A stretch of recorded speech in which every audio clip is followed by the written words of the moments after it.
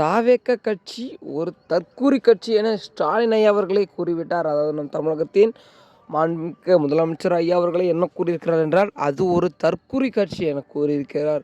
இது ஒரு மிகப்பெரிய அவமானமாக இருக்கிறது நமது தாவேக கட்சிக்கு.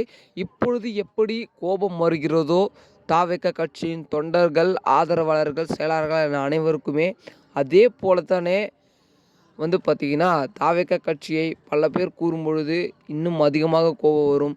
இதனை பார்த்தீங்கன்னா, தமிழக மக்களே, நீங்கள் சும்மா இருக்கும் சிங்கத்தை சீண்டி சீண்டி மிகப்பெரிய ஒரு போரை எதிர்கொள்ளப் போகிறீர்கள். அதாவது ஒரு ஏமாற்றத்தை எதிர்கொள்ளப் போகிறார்கள்.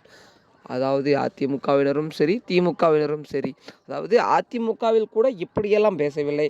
ஆனால் திமுகவில் இருப்பவர்கள் தான் இப்படியெல்லாம் பேசுகிறார்கள். அது தாவேக கட்சி அல்ல, தற்கூரி கட்சி என பல பேர் கூறுவது தான் தாவேக கட்சியுடைய முன்னேற்றம்.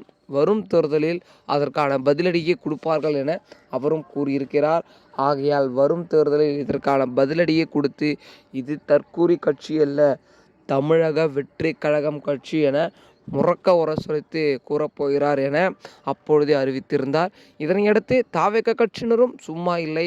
தாவேகவின் பொதுச்செயலாளர் தலைவர் விஜய் ஆகிய அவர்கள் கூட தாவேக தூய சக்தி, திமுக ஒரு தீய சக்தி என மாற்றி மாற்றி, அதாவது அரசியலில் எப்படி எதிர்க்கட்சிகளை திட்ட வேண்டுமோ இவர்களை என்னை திட்டினால் நானும் திட்டுவேன் என பார்த்தீங்கன்னா விடாமல் போட்டி நடந்து கொண்டிருக்கிறது. தாவேகாவுக்கும் சரி, அதிமுகவுக்கும் இல்லை, திமுகவுக்கும்.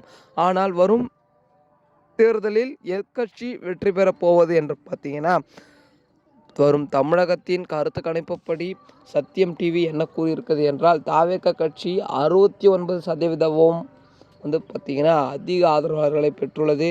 அதனை மட்டும் இல்லாமல் தமிழகத்தில் இருக்கும் இளைஞர்களை கவர்ந்தது தாவேக மட்டும்தான். வேறு எந்த கட்சியாலும் இளைஞர்களை கவர முடியாது.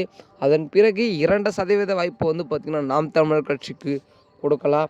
ஏனென்றால் அக்கட்சியிலும் இளைஞர்களின் ஆதரவு இருக்கிறது. ஆகையால் பொறுத்திருந்து காண்போம் மக்களே, என்ன நடக்கிறது என்று. வரும் தேர்தலில் வெற்றி பெறப் போவது யார் என்று ஒரு ஷாக்கிங்காக தான் இருக்கிறது. பார்ப்போம் என்ன நடக்கிறது என்று. இதனை அடுத்து அரசியல் சார்ந்த செய்திகளை தினந்தோறும் தெரிஞ்சுக்க நமது சேனலை சப்ஸ்கிரைப் பண்ணிக்கோங்க.